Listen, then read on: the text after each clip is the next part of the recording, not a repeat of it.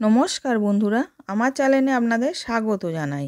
আজকে আমি আপনাদের বানিয়ে দেখাবো মূলোর পরোটা। প্রথমে আমি 4টে মূলো নিয়েছিলাম। মূলোটাকে খোলা ছাড়িয়ে স্ট্যাপারে কুড়ে নিয়েছি।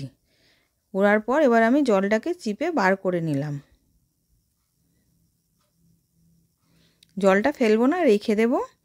এবার ওই মূলোটার মধ্যে স্বাদ মতো নুন দিলাম, 1 চামচ চিনি দিলাম, লঙ্কা গুঁড়ো দিলাম আর ধনেপাতা কুচি দিলাম। দিয়ে আমি আটা দিয়েছি 1 বাটি, দিয়ে মেখে নেব। এবার ওর মধ্যে একটুখানি ওই মূলোর জলটাই দিলাম, দিয়ে ওটাকে ভালো করে মেখে একটা ডো বানিয়ে নেব। এবার ডো বানানো হয়ে গেছে, আমি আটা দিয়ে বেলে নিচ্ছি। লেচি কেটে নিয়েছিলাম, নিয়ে এবার আমি রুটিটা বেলে নিলাম।